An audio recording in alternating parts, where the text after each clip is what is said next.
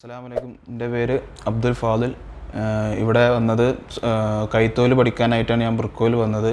പിന്നെ എൻ്റെ ലക്ഷ്യം എന്ന് വെച്ചാൽ സ്വന്തമായിട്ട് വാഹനങ്ങളായാലും സ്വന്തമായി വീട് വെക്കാനായാലും എന്തായാലും സ്വന്തമായിട്ടൊരു പ്രാപ്തി നേടുക എന്നൊരു ലക്ഷ്യത്തോടു കൂടിയാണ് ഞാനിവിടെ വന്നത്. ഇവിടെ പഠിച്ചു പോയ വിദ്യാർത്ഥികൾ ലോകത്തെ പല ഭാഗത്തും ഷോപ്പുകൾ ഇട്ടിട്ടായാലും പല രീതിയിലും മെച്ചപ്പെട്ട കണ്ടു. അതിനാൽ എനിക്കും അതുപോലെ വേണമെന്ന് ഞാൻ ആഗ്രഹിച്ചു.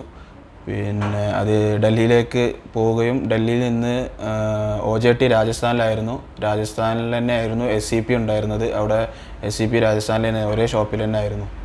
ഡൽഹിയിലെത്തിയത് കൊണ്ട് തന്നെ അവിടുത്തെ മാർക്കറ്റ് രീതികളും അവിടുത്തെ ബിസിനസ് രീതികളും പിന്നെ അവിടെ ആളുകളോടുള്ള എങ്ങനെ സംസാരിക്കേണ്ടത്, അവിടുത്തെ ഭാഷകൾ, അതൊക്കെ ഡൽഹിയിൽ വന്നതുകൊണ്ട് എനിക്ക് പഠിക്കാൻ പറ്റി. രാജസ്ഥാനായാലും ഡൽഹിയിലായാലും പലതും പല രീതിയിലാണ് അവിടുത്തെ ആൾക്കാരുടെ ശൈലി, അവിടുത്തെ ബിസിനസ് രീതികൾ, അതെല്ലാം എനിക്ക് നോർത്ത് ഇന്ത്യ എക്സ്പീരിയൻസിലൂടെ സാധിച്ചു. ഇനി പുറത്ത് പോയാലും തന്നെ എനിക്ക് കോൺഫിഡൻസ് ഉണ്ട് ഒരു പുതിയ സംരംഭം തുടങ്ങാനുള്ള ഒരു.